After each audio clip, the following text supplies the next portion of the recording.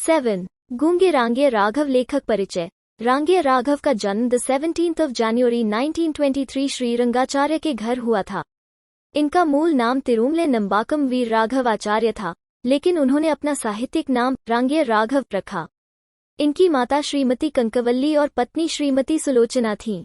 इनका परिवार मूल रूप से तिरुपति, आंध्र प्रदेश का निवासी था। हिंदी के उन विशिष्ट और बहुमुखी प्रतिभा वाले रचनाकारों में से हैं, लेकिन जिन्होंने अल्पायु में ही एक साथ उपन्यासकार, कहानीकार, निबंधकार, आलोचक, नाटककार, कवि, इतिहासवेत्ता तथा रिपोर्टाज लेखक के रूप में स्वयं को प्रतिस्थापित कर दिया। ऐतिहासिक और सांस्कृतिक पृष्ठभूमि पर जीवनीपरक उपन्यासों का ढेर लगा दिया। कहानी के पारंपरिक ढांचे में बदलाव लाते हुए नवीन कथा प्रयोगों द्वारा उसे मौलिक कलेवर में विस्तृत आयाम दिया। रिपोर्टाज लेखन, जीवन चरितात्मक उपन्यास और महायात्रा गाथा की परंपरा डाली। इनकी मृत्यु 12 सितंबर 1962 में हुआ। 1951 में हिंदुस्तान अकादमी पुरस्कार, 1954 में डालमिया पुरस्कार, 1957 में उत्तर प्रदेश सरकार पुरस्कार, 1961 में राजस्थान साहित्य अकादमी पुरस्कार तथा मरणोपरांत 1966 में महात्मा गांधी पुरस्कारों से सम्मानित हैं। शकुंतला क्या नहीं जानती? कौन? शकुंतला कुछ भी नहीं जानती। क्यों साहब, क्या नहीं जानती? ऐसा क्या काम है जो वो नहीं कर सकती? वो उस गूंगे को नहीं बुला सकती। अच्छा, बुला दिया तो? बुला दिया। बालिका ने एक बार कहने वाली की ओर द्वेष से देखा और चिल्ला उठी, दे दूं। गूंगे ने नहीं सुना। तमाम स्त्रियां खिलखिलाकर हंस पड़ी। बालिका ने मुंह छिपा लिया। जन्म से वज्र बहरा होने के कारण वो गूंगा है। उसने अपने कानों पर हाथ रखकर इशारा किया। सब लोगों को उसमें दिलचस्पी पैदा हो गई। जैसे तोते को राम राम कहते सुनकर उसके प्रति हृदय में एक आनंद मिश्रित कुतूहल उत्पन्न हो जाता है। चमेली ने अंगुलियों से इंगित किया, फिर मुंह के आगे इशारा करके गूंगे ने बताया, भाग गई। कौन? फिर समझ में आया। जब छोटा ही था तब माँ जो घूंघट काटती थी छोड़ गई, क्योंकि बाप अर्थात बड़ी बड़ी मूछे मर गया था। और फिर उसे पाला किसने? यह तो समझ में नहीं आया, पर वे लोग मारते बहुत हैं। करुणा ने सबको घेर लिया। वो बोलने की कितनी जबरदस्त कोशिश करता है, लेकिन नतीजा कुछ नहीं। वो केवल कर्कश काय काय का ढेर, अस्फुट ध्वनियों का वमन, जैसे आदि मानव अभिभाषा बनाने में जीजान से लड़ रहे हो। चमेली ने पहली बार अनुभव किया कि यदि गले में काकल तनिक ठीक नहीं हो तो मनुष्य क्या से क्या हो जाता है। कैसी यातना है कि वो अपने हृदय को उगल देना चाहता है किंतु उगल नहीं पाता। सुशीला ने आगे बढ़कर इशारा किया, मुंह खोल। और गूंगे ने मुंह खोल दिया, लेकिन उसमें कुछ दिखाई नहीं दिया। पूछा, गले में कौवा है? गूंगा समझ गया। इशारे से ही बता दिया, किसी ने बचपन में गला साफ करने की कोशिश में काट दिया। और वो ऐसे बोलता है जैसे घायल पशु करा उठता है, शिकायत करता है जैसे कुत्ता चिल्ला रहा हो, और कभी कभी उसके स्वर में ज्वालामुखी के विस्फोट की सी भयानकता थपेड़े मार उठती है। वो जानता है कि वो सुन नहीं सकता और बताकर मुस्कराता है। वो जानता है कि उसकी बोली को कोई नहीं समझता, फिर भी बोलता है। सुशीला ने कहा, इशारे गजब के करता है, अक्ल बहुत तेज है। पूछा, खाता क्या है? कहाँ से मिलता है? वो कहानी ऐसी है जिसे सुनकर सब स्तब्ध बैठे हैं।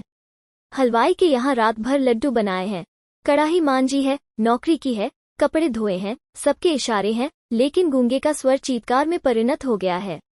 सीने पर हाथ मारकर इशारा किया, हाथ फैलाकर कभी नहीं मांगा, भीख नहीं लेता। भुजाओं पर हाथ रखकर इशारा किया, मेहनत का खाता हूँ, और पेट बजाकर दिखाया, इसके लिए, इसके लिए। अनाथाश्रम के बच्चों को देखकर चमेली रोती थी। आज भी उसकी आंखों में पानी आ गया। वो सदा से ही कोमल है। सुशीला से बोली, इसे नौकर भी तो नहीं रखा जा सकता। पर गूंगा उस समय समझ रहा था। वो दूध ले आता है। कच्चा मंगाना हो, थन कहरने का इशारा कीजिए। औटा हुआ मंगाना हो। हलवाई जैसे एक बर्तन से दूध दूसरे बर्तन में उठाकर डालता है, वैसी बात कहिए। साग मंगाना हो, गोल गोल कीजिए या लंबी उंगली दिखाकर समझाइए। और भी, और भी। और चमेली ने इशारा किया, हमारे यहाँ रहेगा। गूंगे ने स्वीकार तो किया, किंतु हाथ से इशारा किया, क्या देगी? खाना। हाँ। चमेली ने सिर हिलाया। कुछ पैसे? 4 उंगलियां दिखा दी। गूंगे ने सीने पर हाथ मारकर जैसे कहा, तैयार हैं। 4 रुपए। सुशीला ने कहा, पछताओगी। भला यह क्या काम करेगा? मुझे तो दया आती है बेचारे पर। चमेली ने उत्तर दिया, न हो बच्चों की तबीयत बहलेगी। घर पर बुआ मारती थी, फूफा मारता था क्योंकि उन्होंने उसे पाला था। वे चाहते थे कि बाजार में पल्लेदारी करे, 12-14 आने कमा कर लाए और उन्हें दे दे। बदले में वे उसके सामने बाजरे और चने की रोटियां डाल दें। अब गूंगा घर भी नहीं जाता, यही काम करता है। बच्चे चिढ़ाते हैं, कभी नाराज नहीं होता। चमेली के पति सीधे सादे आदमी हैं, पल जाएगा बेचारा, किंतु वे जानते हैं कि मनुष्य की करुणा की भावना उसके भीतर गूंगेपन की प्रतिच्छाया है, जब वो बहुत कुछ करना चाहता है किंतु कर नहीं पाता। इसी तरह दिन बीत रहे हैं। चमेली ने पुकारा गूंगे, किंतु कोई उत्तर नहीं आया। उठकर ढूंढा, कुछ पता नहीं लगा। बसंता ने कहा, मुझे तो कुछ नहीं मालूम, भाग गया होगा। पति को उदासीन स्वर सुनाई दिया। सचमुच वो भाग गया था। कुछ भी समझ में नहीं आया। चुपचाप जाकर खाना पकाने लगी। क्यों भाग गया? नाली का कीड़ा। वो छत उठाकर सिर पर रख दी, फिर भी मन नहीं भरा। दुनिया हंसती है, हमारे घर को अब अजायब घर का नाम मिल गया है। किस लिए? जब बच्चे और वो भी खाकर उठ गए तो चमेली बची रोटियां कटोरदान में रखकर उठने लगी। एकाएक द्वार पर कोई छाया हिल उठी।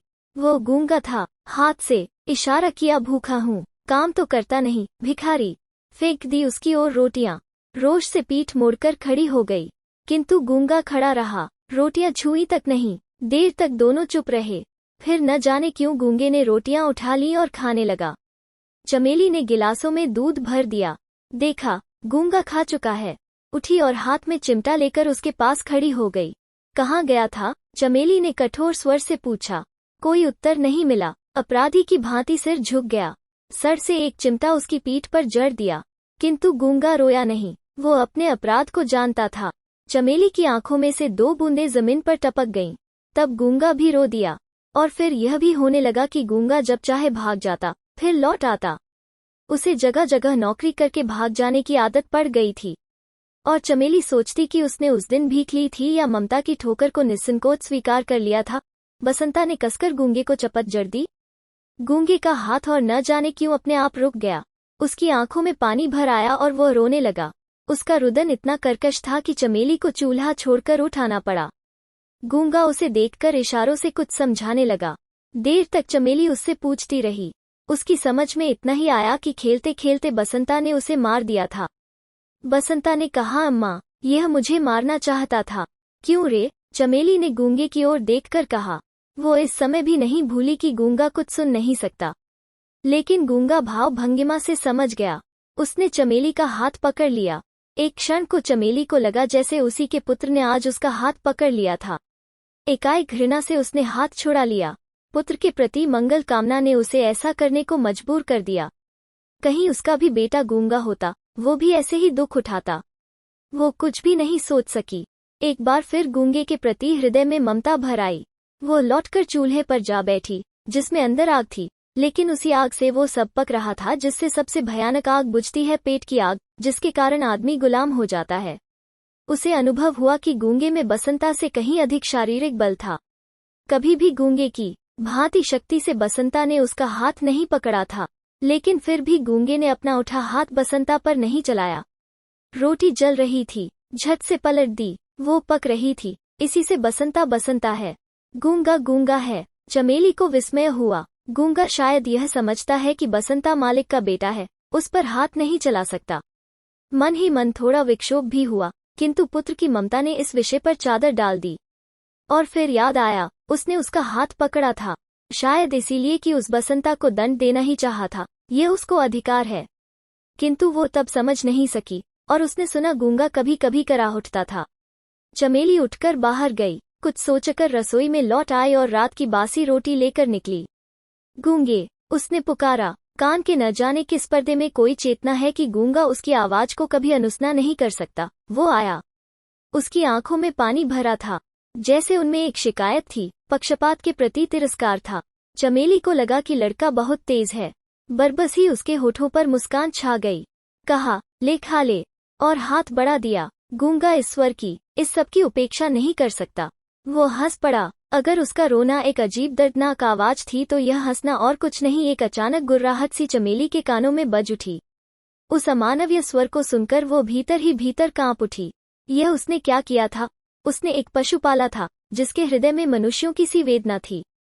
घृणा से विक्षुब्ध होकर चमेली ने कहा, क्यों रे, तूने चोरी की है? गूंगा चुप हो गया। उसने अपना सिर झुका लिया। चमेली एक बार क्रोध से कांप उठी, देर तक उसकी ओर घूरती रही। सोचा, मारने से यह ठीक नहीं हो सकता। अपराध को स्वीकार करा के दंड दे देना ही शायद कुछ असर करे। और फिर कौन मेरा अपना है? रहना हो तो ठीक से रहे, नहीं तो फिर जाकर सड़क पर कुत्तों की तरह जूठन पर जिंदगी बिताए, दर दर अपमानित और लांछित। आगे बढ़कर गूंगे का हाथ पकड़ लिया और द्वार की ओर इशारा करके दिखाया, निकल जा।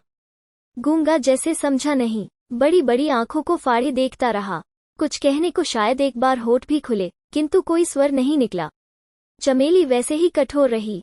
अब के मुंह से भी साथ साथ, जाओ निकल जाओ, ढंग से काम नहीं करना है तो तुम्हारा यहाँ कोई काम नहीं। नौकर की तरह रहना है, रहो, नहीं बाहर जाओ।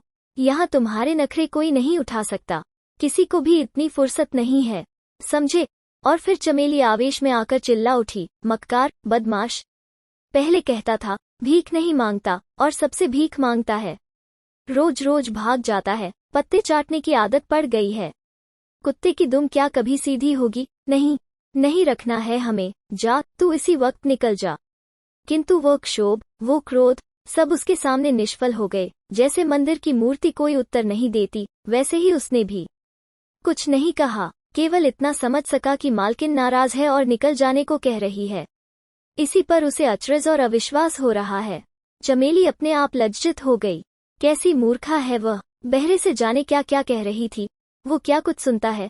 हाथ पकड़कर जोर से एक झटका दिया और उसे दरवाजे के बाहर धकेल कर निकाल दिया। गूंगा धीरे धीरे चला गया।